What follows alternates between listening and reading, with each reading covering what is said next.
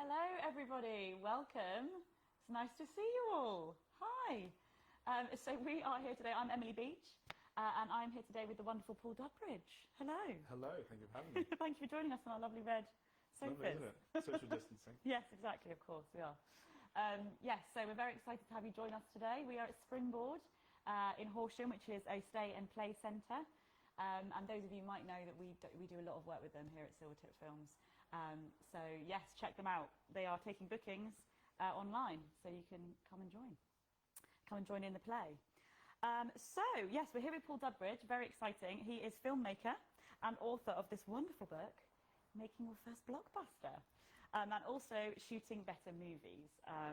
Now I did actually try and buy this book on Amazon, am I allowed to say? On Amazon, and it was sold out, Paul. Happy days. That's good. That's lockdown for you. Yeah, that is. So basically, Paul is going to be giving away this amazing book. Yes, absolutely. Yes. So we're going to ask you some questions, but more about that in a little bit. We'll ask you a question, and then you can comment in the comment box, and then I think Paul will pick his favourite answer. Very exciting. So Paul, we'd love to know a bit about yourself. So if you'd like to just say hello and introduce us. Sure. Well, yeah, I'm Paul. I'm a producer and director doing independent film and TV, and a few TV commercials. I also teach in my downtime when I'm not shooting. I sort of do, go around the film schools and universities. And I've written 2 books. So yeah. Amazing. Not a lot then. It's so much. Trying to fit it all in. Yeah, that's incredible. So we're going to have lots. So if anyone has any questions, please do comment, and we'll sort of get the questions up as we go. But first of all, I've got some questions for you, Paul. Okay, sorry. Now, actually, we were having a big chat earlier, and you were saying that from these sorts of interviews, you do love to make sure that the people watching get something to take away with them. Yes. So we're going to make sure that we do, right? We're not sure. Just I just think having takeaways, something that you can use in your filmmaking, rather than just background on the person and where they went to school and how they got into their job, something that they can use, something hands-on. Yeah, I like that myself, so hopefully we can provide Great, just be finding out about your childhood then. Yeah, absolutely. Okay, well, on that note, we're going to actually delve straight in. Okay. And I'm going to ask you a little bit about script writing. Okay. I guess the biggest thing when you might sit down to thinking about a film is you need an idea first. That's the first port of call, right? Sure. So where do you get your ideas from? Well, I think it's worth noting that an idea doesn't kind of come out fully formed. I think sometimes we look at other people's films and go, "Wow, how did they come up with that?" And actually, it starts off as a little bit of a nugget of something, and a small idea that you then build on. Yeah. I like to do that myself, where I might have an access to a location, or some sort of story pops into my head, and I go, "Well, how can I add something to that to make it interesting?" And normally, it's like, what conflict can I bring in? For example, I did a short film about 10 years ago, and it was about a young prostitute who decided to take herself back to school to kind of get her life back on track. And I was thinking, okay, so how could we then, what other thing can we add to that idea? What conflict can we bring in? And I thought, well, how about if one of her clients is a teacher at the school? And it's like, right, how's that going to work? Yeah. And then you have this question that then gets asked, well, what happens if the other kids find out? So there's this question that needs to be answered. And I'm developing a film at the moment, which is a Western, which I'm quite excited about. I've got this location over in southern Spain. I've got this town, and I want to shoot the Western, but what's the story? What could we do with that?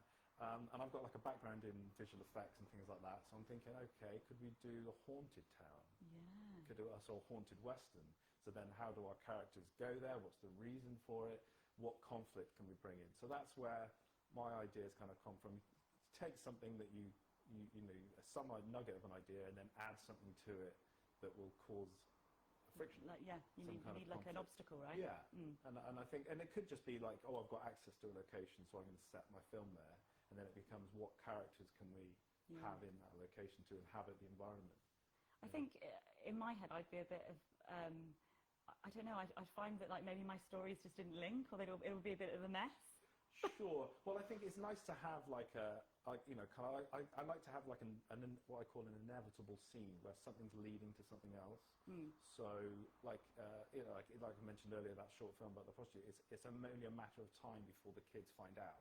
Right. So we're aiming for that scene. Also, what happens? How does the story end? and it's like, it's either going to be this, or this. Yeah. You know what I mean? And one thing that I read a long time ago is a really good book called Bambi versus Godzilla, which is a great book. And the writer of that was saying, when you come to a conclusion of a movie or a novel, you want to pick the third option. Okay, so there's the first option, the second option, but what's the third? And he uses a joke. I think he says something like, in the joke, do you wake up grumpy in the morning? The answer is either yes, no, or the third answer is, I let him sleep in. Because they're obviously referring to the wife's husband. So the end to a film is always good if it's the third option. That's so interesting. Yeah, rather than it being the first two, which are probably predictable and the audience have already guessed. It's like making yourself think outside the box for the third option, yeah. So find the third option, and that might make your story That more is interesting. amazing. Yeah. Oh, wow, that's so interesting. So, regarding characters, Sure. what sort of tips do you have for creating interesting characters?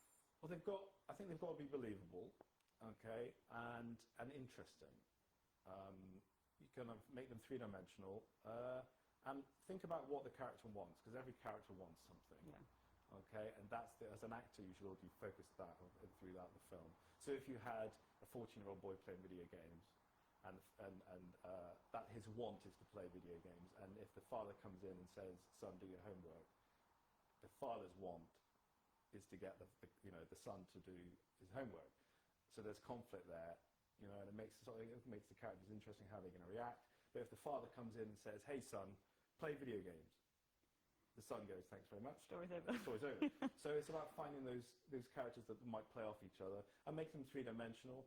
I say in the book, actually, there's a film called Terminator 2, and there's a character in that called Sarah Connor, and she's kind of really kind of three-dimensional because she's really driven and focused to hunt down and kill the Terminator, and that's all she is. She's like quite, she's just completely driven. There's nothing else that matters.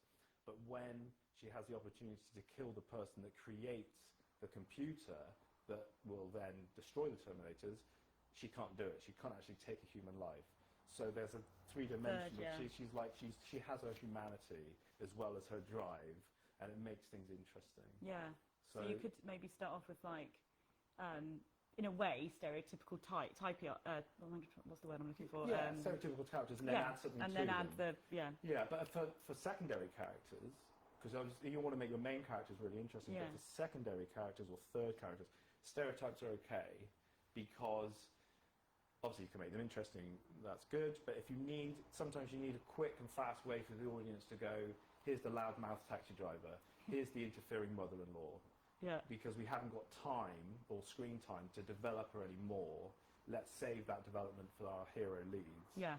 So that's always, you're forgiven if some of the characters are a little bit stereotypical because you need them to go, yes, I know who you are. The best friend or or whatever, yeah. Oh, okay, yeah, that's great. If you've got any questions, guys, make sure you let us know because I can make sure I ask Paul any questions you've got. So do write them on the comments box. So once you've got your characters and you'll start to put them in the scenes, how do you write the scene descriptions? We were talking a bit earlier about how sometimes they could be like a novel and really extensive, yes. and also you've got a really great tip about that as well. Yeah, so. well, I think sometimes I get scripts sent to me where if the writer isn't very experienced, there's something called embedded information, which is when the reader, there's information in those stage directions that the reader will get, but the camera can't film it, and therefore the audience of the film won't understand that. Yeah. And I think in my first book I gave the example of, imagine this stage direction where it said, a private detective, Johnson walks into his office, sits down at his desk, he opens an envelope and a bullet falls out. Johnson realises that the bullet was sent by Smith because Johnson was having an affair with his wife. So Johnson gets his gun, checks the chamber, he knows where Smith's going to be and runs out. So that's the stage directions. But what does the camera see? The camera will see a guy walk in, sit at his desk, empty an envelope, a bullet falls out. He sits there for a bit longer, loads his gun, and runs out. All the bit about who sent the bullet as the threat, the history with the guy's wife, how the character knows where the guy is, isn't on screen. Yeah.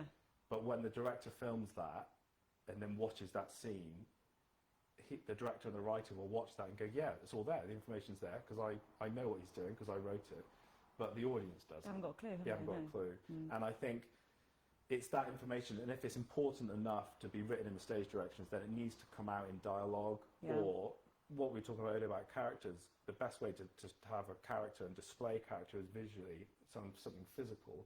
And it's a good tip for actors really as well, where any decision that the character makes or anything, actions, that has to be visible. It has to be something physical because the camera needs to see it. Yeah. The camera needs to photograph that thought, that decision.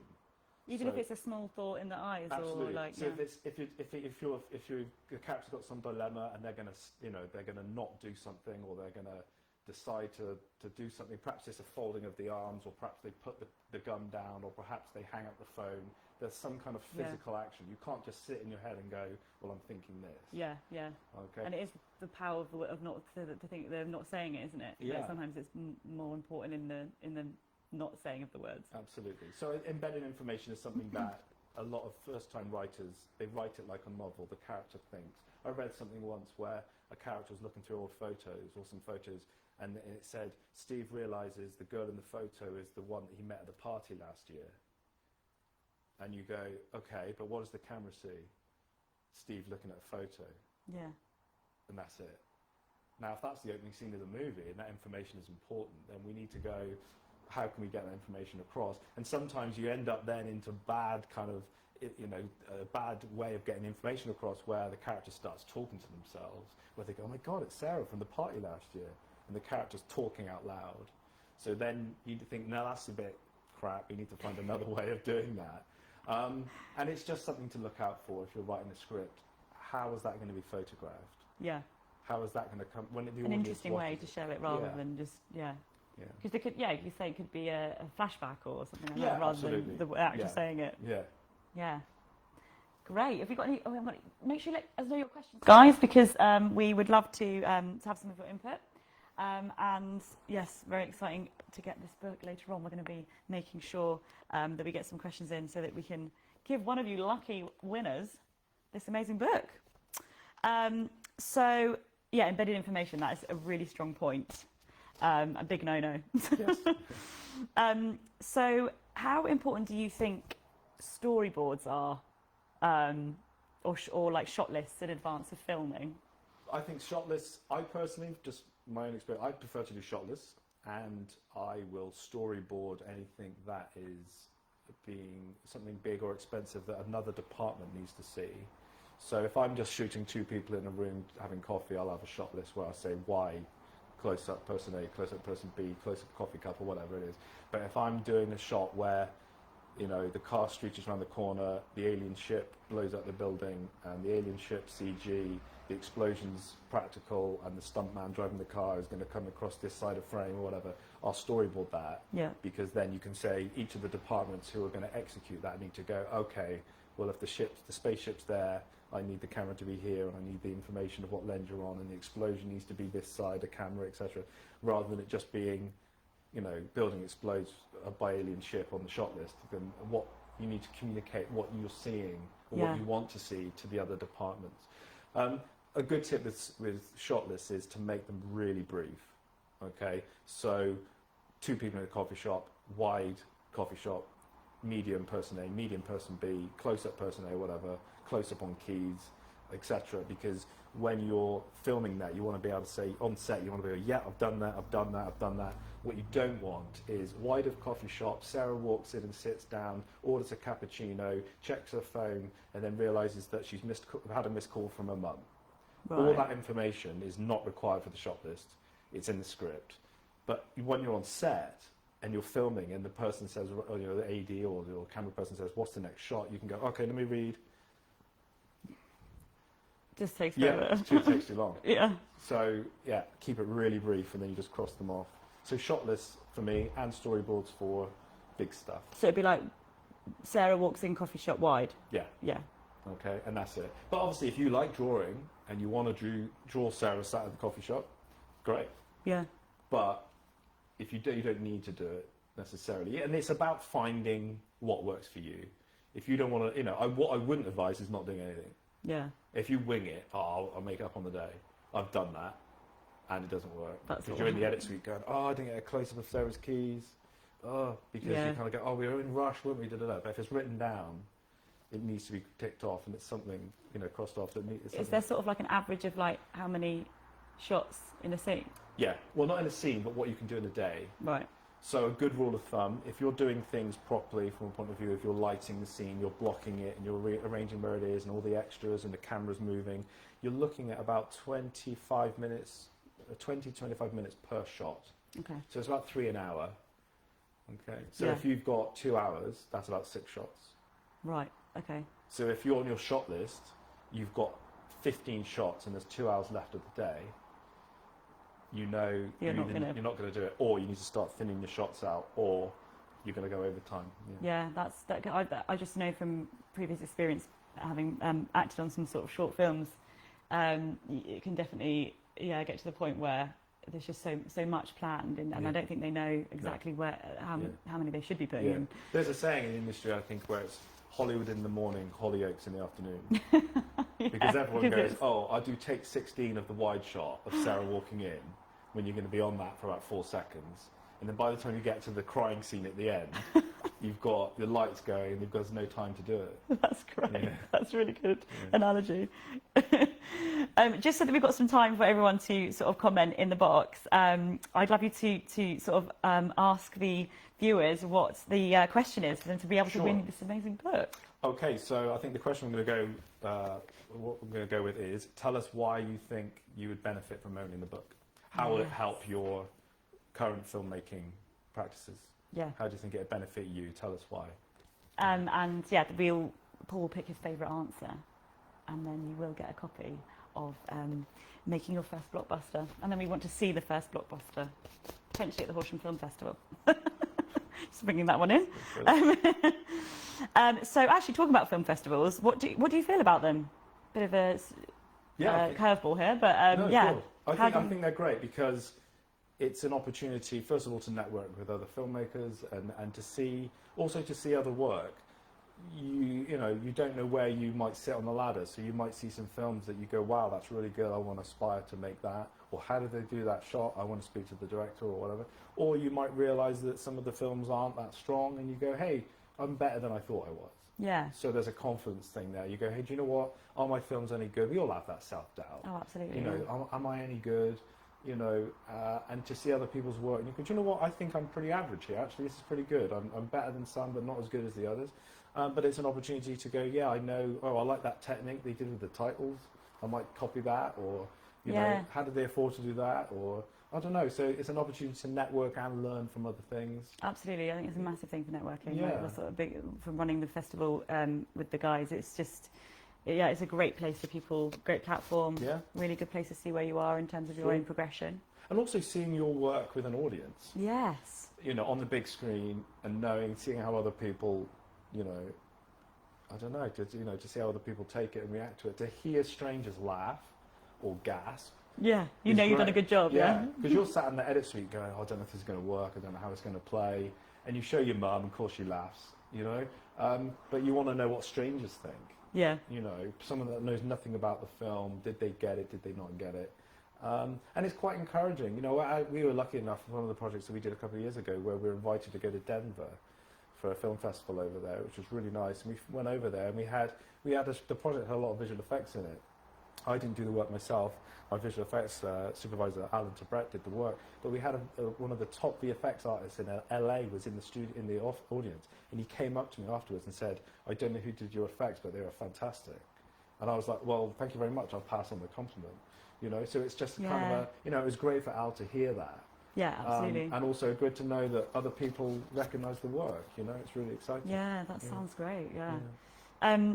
Actually, talking about special effects, I'm really interested in this as well because it just seems like such a big feat to overcome. Like if you're thinking of a film that might need special effects. Sure. You talk about that in this. Yeah, we've got a chapter on visual effects. Yeah. How do you? What have you got any tips about that? If I just thrown in a question. Well, the tips is, first of all, what I love about visual effects are the shots that the audience don't know are visual effects shots. Yeah. Okay, so you've got the alien spaceship blowing up or whatever. Yeah, everyone's going to go, yeah, special effects. But there's some shots where you're painting out a lamppost or you're reversing something, which is, you know, you flop the shot and then you need to flop the sign in the background or something, or you know, some of the shots we've done, I did a short film a couple of years ago where we had wonderful weather for the whole day, apart from the last hour, where we had this blue sky with clouds. It was gorgeous, but for the evening, it was all overcast and white cloud. It was white sky. It was nothing, but it didn't match. So we went in and replaced the sky. And So it's just, really good, it's great because the audience doesn't know. But the trick with visual effects is to make the shot look like it was filmed on the day. Okay, so if there's a camera shake, or, you know, the camera zooms, or the camera operator's trying to adjust, or something is a bit out of focus, or something, you can put these, it's about, I say it in the book, it's about taking the perfection out. Because it's quite easy to go, well, that's perfect, I want that framed there, and I want that there, and it all looks too neat. Yeah. But so sometimes if you make it a bit wobbly, or, you know, the top of the alien's head is chopped off, or you can't quite see all of that, the audience kind of thinks, oh, that happened. That was real. Yeah. And you kind of, sometimes we've actually done it where we've had some CG computer graphics explosions or fire or something, and we've got our graphics guy to purposely overexpose it. And the fire isn't overexposed, but almost just for a second, because it was real, the camera couldn't handle the extreme whites of the fire, and it went overexposed for a second before it came back. That's really interesting. And you build in these fake issues that make it look real. Like small tricks that make it. Because I suppose if you were doing like like on some films where it's like a handheld, when it is someone filming it in the film, like you can get. But I didn't realise that you'd also do that even if it was just a normal shot. Like, it's so clever. Yeah, it's great fun. I love reverse engineering the shots as well and going, okay, so what I want is, we had something for a show we did called Horizon a couple of years ago, where we had a scene set in 1885, and in Bristol we have a suspension bridge, the Bristol Suspension Bridge, and we wanted a character looking out of the window to see the bridge being built, and the shot lasted 4 seconds. So we filmed in the window, looking out. We filmed our character against green screen. Then we filmed the window, but you could see outside the window just being, I think it was like Burger King across the road or whatever. Then we went and took some still images of the bridge itself, and our graphics guy Al went in and changed the bridge and put some CG scaffolding on it, and that became the background. Wow. Then they put the window over the top of that and cut out each of the window panes and replace, so the window frame is then over the suspension bridge shot. Then we have the shot of our actor, which we're filming over his shoulder against green screen, key out the green and stick him over the top of that. And then to make it real, Al went in, and where we'd cut out the window holes, obviously there's nothing there, it's glass, but he put in smudgy bits of, just kind of like a dirty window. So you're looking through a dirty window at the suspension bridge being built. Wow. But you just reverse engineer what you want to see, break down each of the layers. We need a still image of the suspension bridge, we need the shot of the window, we need the green screen of the actor, shoot each of those. It's like a problem-solving exercise. Yeah, and it's fantastic. Do you really enjoy that? Yeah, I love it. Yeah. To me that sounds like, I didn't have a clue. Yeah, it's great fun. Sorry, we've got a question in. Okay. Not being rude. So Graham Carr would like to know, working on my very first sci-fi feature film on a minuscule budget, I believe your book would be an amazing resource for building my knowledge around visual effects, creation and creating action. It's not really a question, it's just sort of comment. Is that his submission for the prize? Sorry, well there we go. Oh, okay, sorry, we preempted that, but look, remember that. That was a really good good comment, great. Graham. Thank you, Graham. The question I would like to ask Paul about your experience with distribution of his films and any tips for working with a distributor, sales agent. Right. Yeah, distribution is a funny thing because it's about numbers, it's about what value you have of the film, what the market's about. And there's a lot of shady distribution companies out there where you might sign your film over to them and the money doesn't come through, or they say, oh, we're going to spend X amount of money on prints and advertising and getting your film out there, so when the profits come in, they've tweaked those numbers so the profits don't actually come back to you. But thinking about it, make sure you get lots of still images, lots of behind the scenes stuff, and thinking about the story. So I've had an experience recently where thinking about your audience. So if you've got a horror film, the distributor is going to want to know that there's some horror or some blood or something in that film. And if you've got like quite a slow burning, spooky type thing, and the horror comes at the end, the distributor sometimes, and I've heard this, sometimes the distributors will sit in a room and watch the first 10 minutes and say, yes, we'll buy it. No, we won't buy it. So if your horror is at the end, they've missed that, and they go, well, I'm not going to buy this, there's no horror in it, because they're not going to watch the whole film. So then, unfortunately, you're then tweaking your own film to go, well, let's put some blood at the beginning, even though it doesn't fit the story, just to tick the box of the distributor. And then they're probably going to change the poster, you know, and they kind of want to make it what they know sells. Yeah, it's almost, you have to just sort of accept that in a way, yeah, a little bit. It is. It's a bit of an awkward thing. But I would also recommend making your film, get it polished, and then send it to someone as a distributor and say, hey, are you interested in this? When you send it to a distributor, you don't send like a teaser of what it is? No, you send the whole film. Right, they want to know what the whole movie is about. Yeah. But rather than get someone on board who's then interfering with the production of the movie, or you might end up with something that's really quite special, and it might sell to quite a big, well-known distributor, but you've already signed a deal with the small one at the company around the corner. You know, two guys working out of their flat who set up their business yesterday, and therefore you can't then uncuff yourself from that deal. Yeah. Then. So it's a tricky business. Yeah, it's a bit of moving things around, like moving parts, isn't it? Yeah. Well, that was a great question though, Graham. Thank you, really great question. And we will definitely consider your comment there. That's great. Good luck on your first feature. Amazing, thank you. So we mentioned mums earlier. I don't know what we were talking about, but there's a really great comment in the book about the mum factor, and about what that means, which I think is really helpful. So hopefully everyone else will. But yeah, I'd love to know a bit more about that. Okay, well, the mum factor is basically my mum. If she was, basically my mum represents the audience, and all she cares about is what's the story. And is she engaged? So she doesn't care about kit. She doesn't care that you shot at 4K. She doesn't care what you cut it on. She doesn't care about your shot, which is a homage to that, 50s movie, French, whatever. She doesn't care. And I think sometimes we can get hung up as filmmakers on that, and also we can get hung up on, like I was working with a DP a couple of years ago where the light coming in the room, realistically, the light wouldn't hit the actor's face where they were positioned. And I said, well, you know what, let's cheat the light's coming through the window behind them, but we could cheat the light source around a little bit so it catches their face. And it makes the actor look good. And the DP was like, well, that's not what's happening. The light, that's not realistic. The light is coming from this side. And it's like, well, look, you're talking degrees here. You could cheat the light round so it hits the actor's face, because it's very flat otherwise. And that's a mum factor. My mum wouldn't care. Yeah. She's not going to know. She's going to go, well, there's light in the room. As long as the light's kind of, colour-wise, it's consistent. It's not like you're adding this red light on her face or his face, and it's like, well, where's that coming from? But as long as the actor looks good, it doesn't matter. And you can do, we get student filmmakers get hung up on crossing the line and all this kind of stuff, and all these technical things. But you go, is the story good?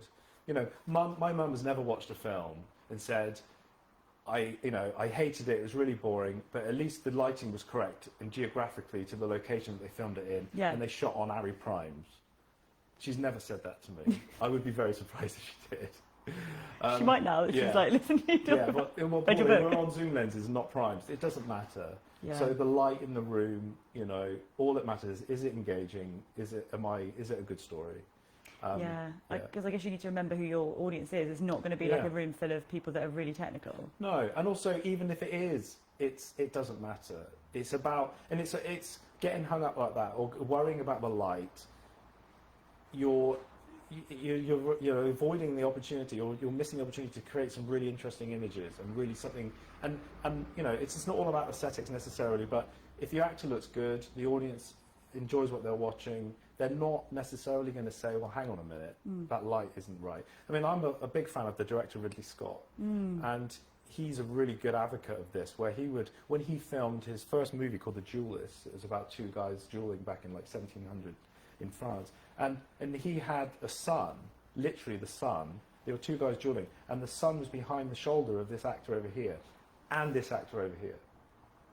Oh, So you had right. two So, yeah, suns. you'd be like, what? Yeah, but... And he said, I don't care, it looks good. Yeah, amazing. So Yeah. you just have some artistic license as well, Yeah, right? and there's a lot more artistic license than you think you've got access to a lot more than you think you have. Yeah. Because Mum doesn't care, and that's what Mum doesn't mind cares. that there's two She doesn't- suns, does she? No. No. She'd be like, oh, she's on Tatooine or something, I don't know. We've got another question, Paul. Is it another question or is it a comment? Well, ask a question, then there's a question. There's a question and a comment. Okay. Sorry, just bear with me. Just make Sure. Yes. So, hi, Paul. With students heading back to a variety of film courses, what would be your one tip for all students to consider before they start shooting their films? P.S. I hope it's not MOS. I don't know what that means. Who asked the question? Richard Sims? Okay, well, Rich happens to be a very good sound recordist that I know, so thanks, Rich. Oh, hi, Rich. He's brilliant. He's actually gold. The tip I would say is keep the film as simple as possible. The amount of student films that I see where they're so big, the ambition, I'm not going to rain on ambition because ambition is great, but the ambition is so big, you are forcing the audience to make concessions immediately. I've seen scripts, 6-minute scripts of a futuristic dystopian world where, you know, it's all post-apocalyptic, and it's like, well, you can't execute that. But they have their actors walking around in a leather coat with some kind of red tattoo on their forehead, some kind of Matrix style, and it's like you're immediately going, okay, so I can see you're filming in your grand's front room. It doesn't quite work. Okay, what are you doing? But if you could say, okay, I've got a story here about these two people that, you know, meet in the coffee shop, or, you know, whatever it might be, then you can execute that to a good quality standard that people are going to be impressed with without trying to emulate big films. And I've done it. I've fallen on my face so many times where I've gone, hey, let's do this car chase. Let's do this, let's do that. And it doesn't work. And, you know, your dad goes, or my mum, well done. Yeah? You tried. You tried. But, you know, in your head you think it's something big. And there's no harm in that. It's great. Get out of your system maybe. But if you want to be a serious filmmaker, yeah, do something that is within your realms of execution. Yeah. And make sure the story and the acting is top-notch, rather than going, okay, we can't do the futuristic world, so don't even attempt it. Yeah, I mean, I watched a really beautiful short film ages ago. I can't remember who did it, but it was called, about two beachcombers that just fell in love, and there was no words. Brilliant. It was so short. I think it won a BAFTA. Yeah. And they were just across a bridge and like waving at each other, and they fell in love over a bridge. And it was such a beautiful film. Yeah. It was so simple. Yeah. So yeah, I guess it's sort of making sure that you make it simple but executed well. Yeah, absolutely. And it's, you know, we've all done it, but yeah, make sure that you don't overreach yourself. Yeah. Yeah. And then when you've got the money and the team behind you, you can do the big car chases. Yeah. Amazing. Was there something that you really wanted to do at the beginning, and you've now managed to be able to like shoot that thing that you wanted to do? No, I'm trying to think. I've done a few things where it hasn't quite worked. You know, I've tried to do, you know, I've done the explosion stuff and blowing up that, and, you know, running away from this and gunfights and stuff like that, and you kind of mess it up. I haven't shot it right, and it's wasted money. But then, you know, that's how you learn. That's how you learn how to do it. But I have seen the opposite. I have seen filmmakers have access to money and do the big stuff, and they haven't mastered the simple stuff. Yes, that's interesting. They just focus on that. Yeah, and if you think, I have something in the earlier book actually, as a section in the first book, Shooting Better Movies, and the title is basically Limiting the Variables. And limiting the variables is about making sure that you're not overreaching things, but all of those things like special effects and stunts and all that stuff are all variables. Yeah. So if you have the camera you're using, if it's an unknown camera, that's a variable. The weather is a variable. Your child actor is a variable. And all of them have the possibility to upset your shoot. So if you can limit those. Yeah. So, and I've seen it with a filmmaker I knew who did a two-hander in a coffee shop, great, which was a short film. And he was telling me about his feature film. And the feature film, so immediately we've gone from 10 minutes to 90, which is a futuristic sci-fi thing, okay, with two kid actors. Wow. And he wants to shoot it on this new 4K camera that was coming out. So the variables there are a feature film that he's never shot, sci-fi elements, so then you're into visual effects that he's never done, kid actors, which means chaperones and limited hours, and a new camera that you've never used. So you might be halfway through the shoot and you've got 10 minutes to go because your child actor needs to go because of the legal hours, and you've got a big visual effects number to do, and your camera's broken down because you don't know how the menu works. So a variable in that would be, let's use a camera we know. If we're going to go from short to feature, let's not do the sci-fi thing. Or if we're going to do the sci-fi thing, don't have child actors. So you just limit all those variables. And that's what I've learned over time, because they will all trip you up. And even if you master all of them, it'll be raining. Yeah, always raining. Yeah, so it's about making sure that you juggle those. And I think we've all done it, but it's about limiting those. Yeah. Very good tip. Yeah. And I think in your, I read something where you, I don't know if it's which book it is, but you talk about like not having excuses. Like it's the biggest thing. Yeah. And that just really rang true to me, because like, so many times I've gone, no, I just don't have the time. Yeah, and what was so good was that you said, just take half an hour, get up half an hour early or half an hour later, and then you've got 7 hours. Yeah, on a week. Yeah. That's the biggest thing, time. And if you want to do something, you will make the time. Exactly. But if you don't want to do it, oh yeah, but this thing happened. No, you don't understand, I've got this. And it's like... Or you're scared of doing it. Yeah, but you know what, I see it. I mean, I see it on Facebook, where I'll be talking to an actor friend of mine, or a parent, or somebody else, and it'll say, oh my God, I haven't got time to do any of this. And then the next day, they go, oh, I've just blitzed Game of Thrones Season 8, it was awesome. And it's like, but you told me you didn't have time to write your script, but you've just found 10 hours to watch Game of Thrones. And it's like, it's all priorities, isn't it? It is all priorities, It's all priorities, yeah. It's the hardest thing, I think. Yeah. I've got another... we do actually need some more questions. So please do let us know, and some comments in the box below, because you could win this fabulous book. So do make sure you tell us why. What was your question, Paul? Was just to make sure. Tell us why you want it, or why it would benefit you. Why would it benefit you? Because it is sold out at the moment, so you can't get it anywhere other than here. Well, we might be able to, but at one place I looked, you can't. And don't sell it on eBay once you've got it. Yeah, don't do that. Amazing. Yeah, that's so many good tips. I've learned so much already. Do let us know your questions, please, guys. We've got quite a lot of. Did I ask this one about new filmmakers? Because we've got quite a lot of. It sort of links into Richard's question. Okay. But we have, especially with the film festival that we run as well, we've got quite a lot of first-time filmmakers, and they haven't done it before. Sure. So I don't know if you've got any like really good tips. For first-time filmmakers. Okay. Well, I would say keep it really simple. And an idea that I was doing a lecture the other week where this idea just formed, where I said, let's just say your parents own a flower shop, okay, and it's closed on Sundays. And you go, I've got an access to a flower shop. What story could I do in there, okay? And the idea was you could have a girl that works in the flower shop, and every day a guy comes in and buys flowers. Brilliant. And he comes in, he keeps coming in to buy flowers, and it's just a short film, they have a little conversation or something. And in the last scene, he comes in, buys the flowers, and then hands them back over to her. And he's been coming in every day. Oh, I gave you goosebumps. to see this girl. But from a photography point of view, you've got all this colour, okay? You could do it over 2 months, where the weather's changing. You could change costumes. It's 2 actors. You're indoors, you haven't got to worry about weather. It's really simple. It's something that you've got access to, because if your parents didn't own a flower shop and you had to then approach a flower shop, you're then saying, hey, you don't know me, but can I come into your place of business on a Sunday and shoot? And how much are you going to charge? And how much are they going to charge? So, if they own a particular business, or they own a rank of taxis or something, I don't know, anything. Try and make something around that, because that's good value, it's good production value. You've got a shop, you've got all the colour. I mean, from a photographer point of view, like I say, you've got all these saturation colours going on. Perhaps it's raining one day. How is it going to be over the course of a week? Is it over the course of a year? How can we creatively make things work? So my tip would be, keep it really, really simple. Okay, and then it becomes dialogue. Then it becomes performances. Yeah. My mum would love it. Yeah. Your mum loves it, so it's going to be right. Yeah. That's a really great tip. Yeah, I think, and obviously as you're a cinematographer as well, it's sort of like you think about all these things. I mean, or do you think everyone, any filmmaker should think about the colour and not just the story, what it looks like? Yeah, but visually, production value. You want it to jump off the screen and go, hey, that looks great. Oh my God, how did you manage to film that? And you go, well, my dad owns it.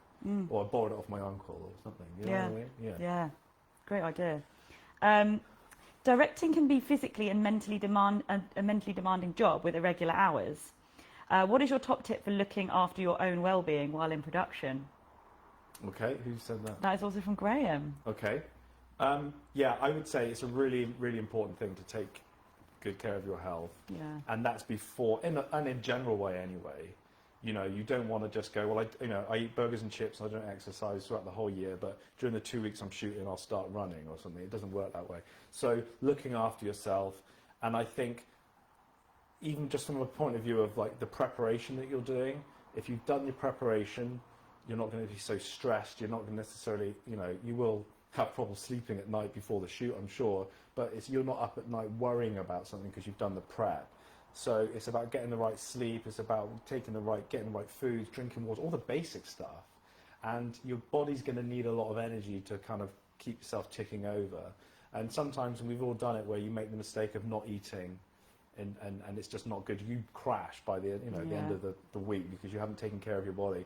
So, even if it just means getting up a half hour earlier and having a really nice breakfast, a really healthy breakfast that fills you up, gets you ready for the day, whatever you need, to make sure that you're not running around flustered, and you carry that onto the set then.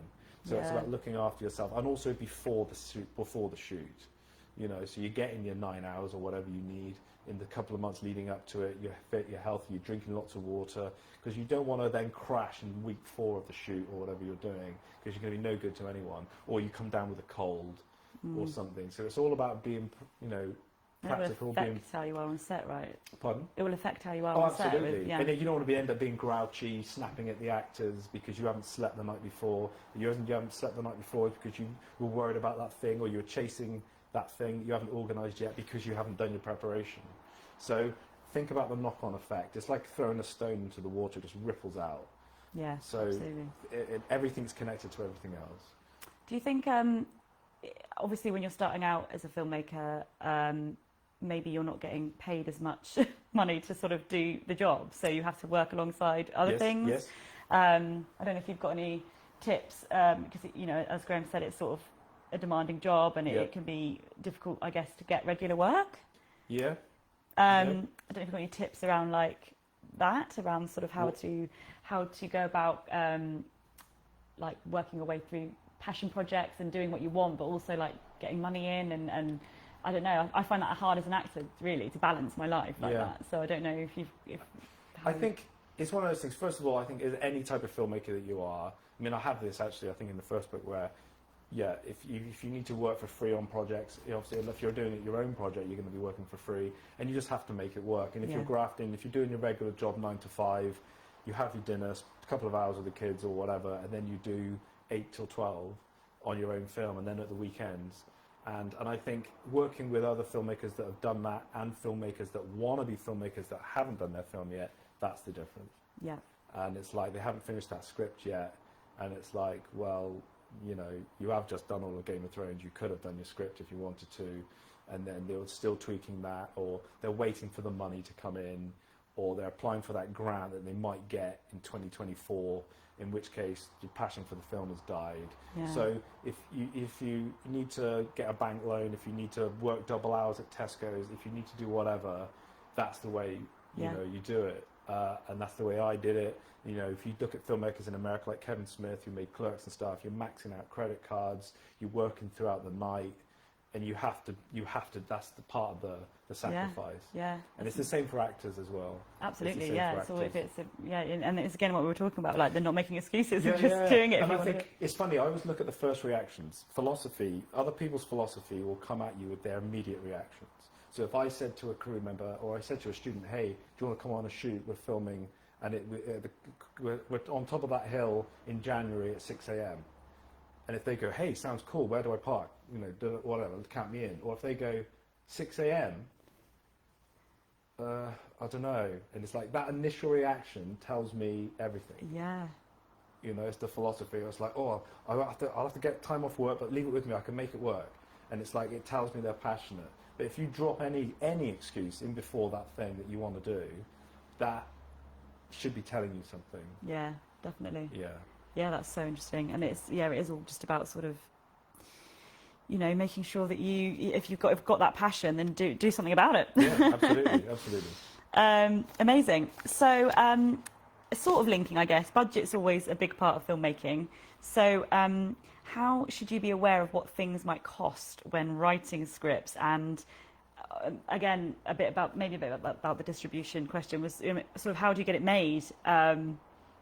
Okay, well, I think it's two things. If you're writing a script just to practice your craft of screenwriting, you can write about whatever, interplanetary alien battles, you know, hordes of the undead coming out of the ground, whatever. Write your script, great.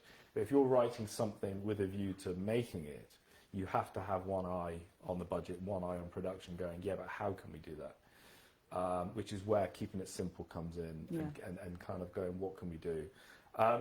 You know, I've read scripts before where, like I said, you know, there's kind of like a post-apocalyptic thing, and there's a 50-foot wall around a city, and someone send it to me and go, I want to make this film, and I'm like, immediately, I don't know how are you doing that? You're either building a 50-foot wall or you're doing it in CG.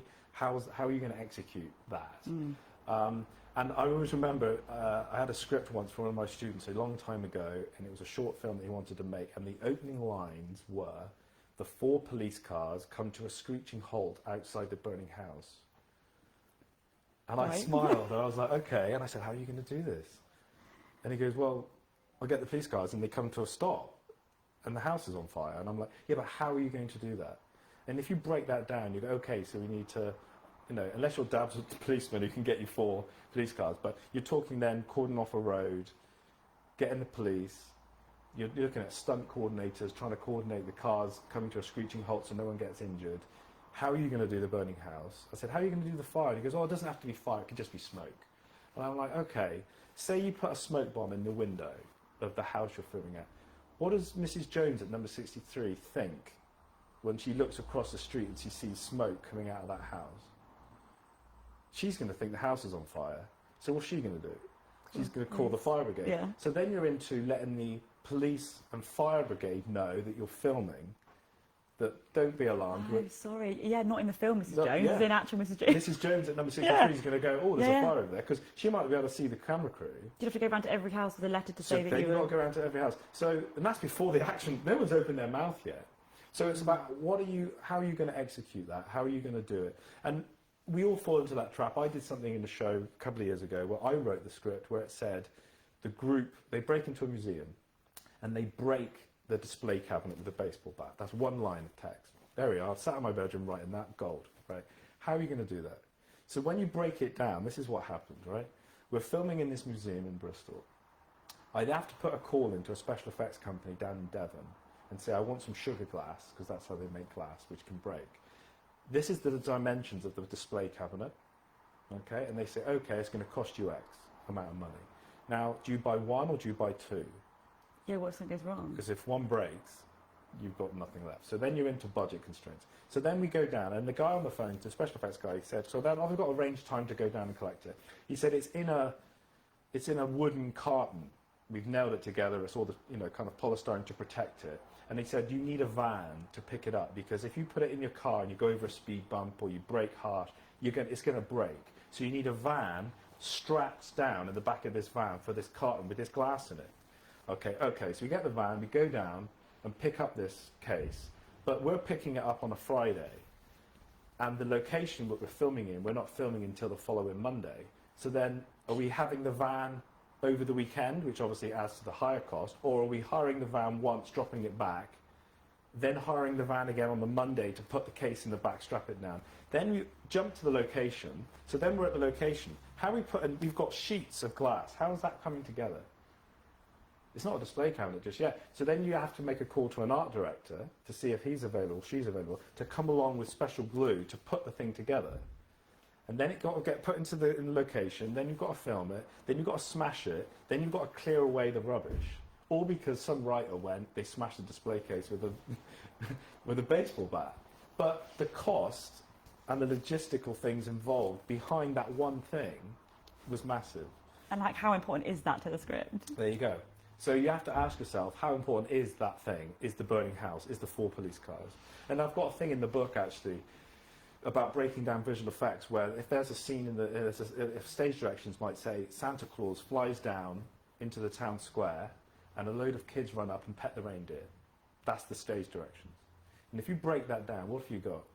You've got CG. Loads of kids. You've got loads of kids who need to be chaperoned and looked after. You need to cordon off the town square. You need to put fake snow down. You've got CG smoke. You've got the snow. You've got practical snow. You've got a CG Santa flying in. You've got a real Santa and a reindeer on location. Where are you getting the Santa from? You probably ask the big guy, see if he wants to come down and do a guest part in your movie. Where are you getting the reindeer from? Where are you keeping the reindeer when they're not on set? Who's clearing up after the reindeer? Who's feeding them? Where are you keeping the kids when you're not filming? Because it's at night, they're going to get cold. You've got a local shop you can put them in. It's massive. So then the scene gets stripped right back, and it ends up being two adults talking during the day going, I think it might snow later, let's go tell the kids. Because you've got no kids involved, you've got no snow, you've got no Santa. Exactly, yeah. But then if you're making a Christmas movie, you need those elements. But that's more likely going to get it made, right? Sorry? Going back to the question, that's more likely going to get it made. That's more likely to get it made. But it's just one of the things like what can be shot for the budget you're working on. Yeah, absolutely. And even the smallest thing, like my example with the display case, even the smallest thing of fire, night scenes. You know, a lot of students' film scripts I read where people are running through the woods at night. Yeah. And you go, practically, how are you lighting that? Because I've done it where you've set up during the day, you wait for it to get night, you turn your lights on, everything looks good. Once you've turned off your film lights, it's pitch black in the middle of a wood. So how are you then getting your crew and cast out of the woods safely? I've done that in a part of a horror film, and I've had to go, and I'm literally standing in the middle of the woods, petrified, going, is anyone there? So then you're looking at practical lights, like as in battery-operated practical lights to help light the path to get you back to the cars, all because your scene says, you know, the people walk through the woods at night. Yeah, wow. So it's massive. You have to think, it is really, how am I going to shoot that? Got to have like a producer's head on, all writing the time. the script. Yeah, absolutely, absolutely. Which is why a good short film is two people in a flower shop. You know, it's character, it's heart. It's not big effects. It's not. You know. Yeah. Perhaps the flower shop blows up at the end. Just if you want that, right at the end. If you guys have got any questions, please do let us know. And if you'd like to win this book, you can make a comment in the box. And Paul would like to know how you're going to benefit from that. How you can benefit from it, from getting this book, because it is sold out. So in some places, so it's very hard to get hold of. You want it. There's so many good things in it. There's literally so much to talk about. So next question I have for you is, about kit, actually, because I'm sure a lot of our viewers would like to know about that. I think a lot of people get hung up on it. And we've definitely spoke to people about the fact that it's not really about the quality of the kit, essentially. No. So we'd love to know what you think about that, really. Sure. I think it's just one of those things where, obviously, cameras now, there's so many of them coming out, the resolutions are going up overnight, you know what I mean? But it's just not getting hung up on that.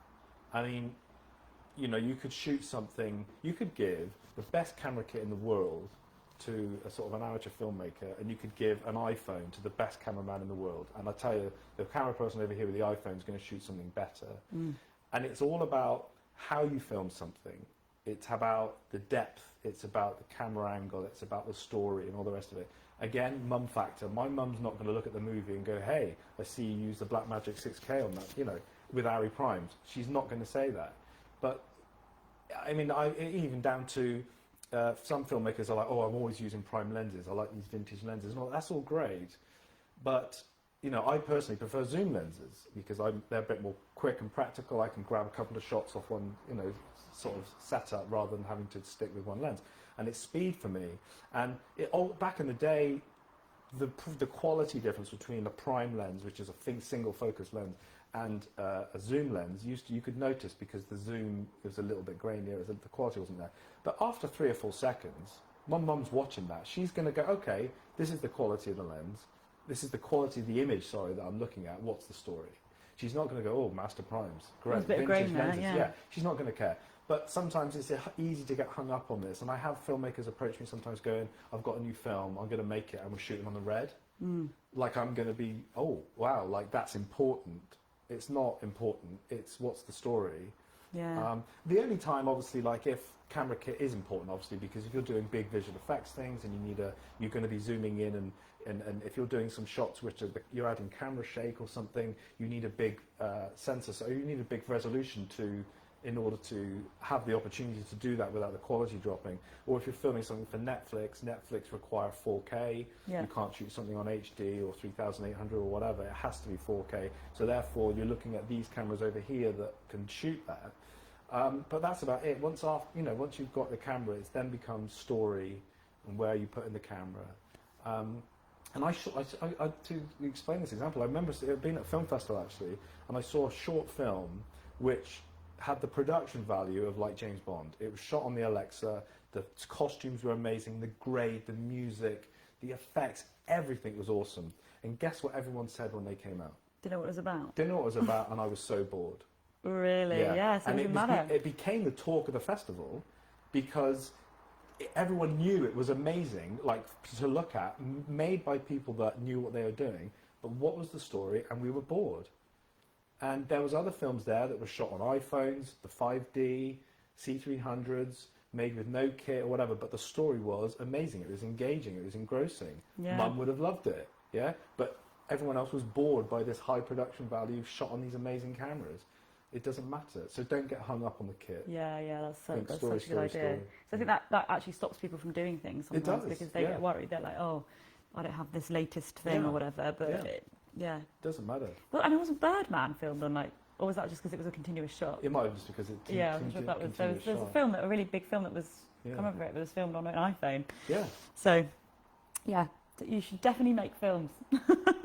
Don't worry about the kit.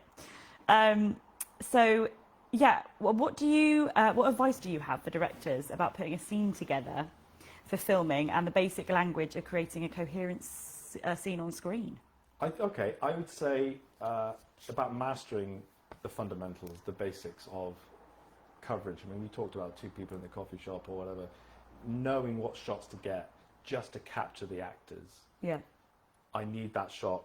I need the close-up of the phone. I need the close-up of the coffee or whatever it is, and grab that, rather than trying to jump too far ahead and create all these ambitious shots that end up not being able to cut together. And I think having an understanding of editing is the key. So if you want to be a really good director, know editing, know how to edit something together, know how one shot's going to cut to the next, and how that shot's going to cut to that, and how that shot, you're on this particular shot here, I know in my head, I can cut to that shot, I can cut back to the wide, I can cut to that medium. I reckon I'm going to cut to the medium, but in the edit suite, I've got these other options, and I know how it's going to cut. Rather than going, well, I've just shot these things, let the editor deal with it, and then you get to the edit suite and you go, oh, I realise it doesn't work. And understanding geography about where people are in the room. Yeah. And that sometimes, just because you're there as the director, call it like the jigsaw puzzle, where, say we had a scenario where the hero cop is hiding behind the sofa, okay, and the bad guys are at the door, and they're trying to, fire away, and they're trying to shoot each other, and we've got some innocent civilians, or my mum, that's her. She's over in the corner carrying, right? And she's all scared. And the gun for the cop is over there, right? So geography-wise, the audience needs to know that the villains are there, 15 feet away from our hero. To the hero's right is my mum carried in the corner, bless her. And the gun, which he dropped, is over there. Yeah. How's he going to do that? How's that going to be shot? You can't just go close-up villains, close-up mum, close-up hero cop, give it to the editor. Because what happens is, the director who's on the set during the day knows where everyone was. And when he or she watches the footage, he sees that. Yeah. So he or she has got, say they've got 50% of the footage represents 50% of the story. The director's mind, because he was there on the day, represents the other 50%. So when the director or the camera operator watches the finished scene, they go, hey, that makes sense. When my mum watches the film, she just gets the 50% of the footage because that's the only part of the jigsaw puzzle that she's been offered. She wasn't there on the day, and she doesn't know that the villains are over there and they're 15 feet between them. She just goes, well, we went from close-up to close-up. It's all a bit confusing. And there's an example I give when I teach sometimes. There used to be an old police show called Police Squad back in the 70s, I think. And there was a really good joke in that where you had a close-up of the Leslie Nielsen, who was the cop, firing behind this park bench. Then it'd be a close-up of the robber firing back at him. And then it cut to the wide shot, and you realise they're 2 feet apart. And they're firing at each other like that. And that's where the joke is. Because they've intentionally not shown the wide, which gives us the geography. Yeah. If you had the wide shot first, you would go, okay, why are they firing so... That doesn't make sense. But they know the audience is going to go, oh, they're firing, I don't know, 15, 20 feet apart across the park. But actually, they're that far apart. But that's geography. And a good director needs to know that the geography is being transmitted onto the screen. Yeah, so it is very problem. It's like, like a jigsaw, like you said, a jigsaw puzzle. Yeah, absolutely. Yes, we've got a question. Sorry, Paul. Again, Graham, lovely. Thank you so much for your questions. When you're planning your day's shooting schedule, how do you work out how much time you will allocate to each scene? We had spoke a little bit about that earlier. I think about how much you would averagely do, but I think it's 20 to 25 minutes per shot normally. So if you've got a day of about 10 hours, you know you're going to get sort of 25 shots, 30 shots in that day. And also you know what is important.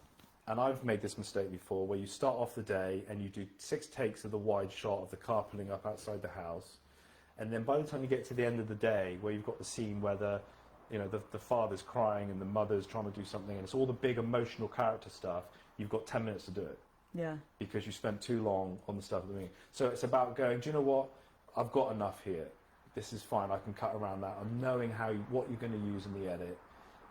And on a wide shot, if you're going to do your coverage, if you've got a 4-minute scene of a wide shot of people eating dinner or whatever, and you're going to come into the close-up shots, chances are that's where your action's going to be.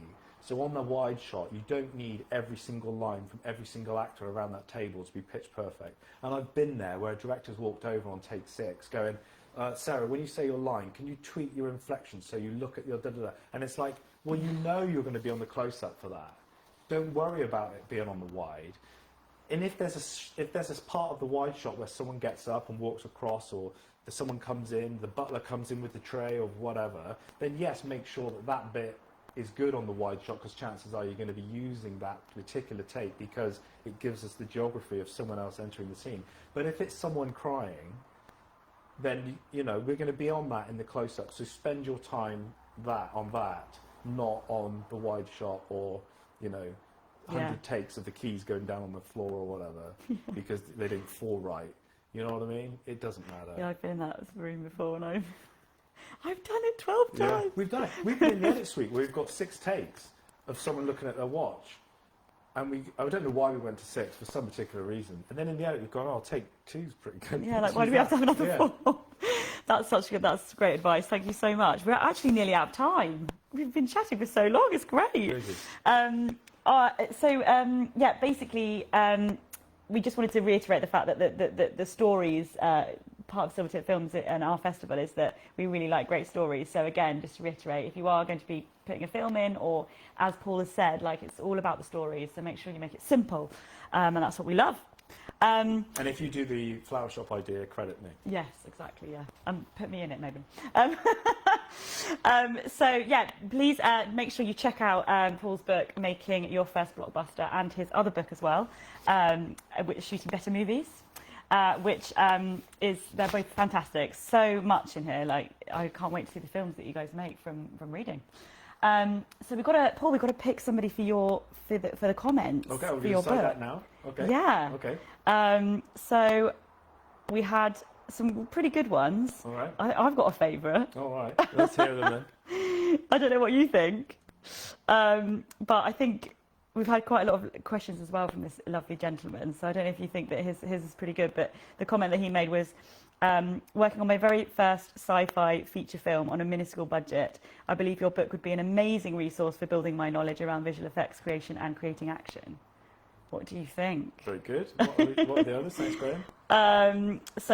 We've got bits about just really wanting to use your book, and I think that's probably one of the main ones. Yeah, I think Graham's is a bit more. It's just Graham. Hey, oh, I thought we had another one there. It's a one-horse race. It's a one-horse race, Graham. Sorry, I'm sure we had another one, so I was trying to find out where it was. But I think that was Richard. But Graham, I think. What do you think, Paul? I think we should give him the book. Absolutely.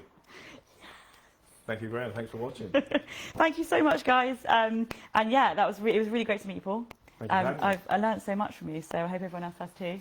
And make sure you check out the book. Thank you for joining us, and we'll see you very soon. Thank you.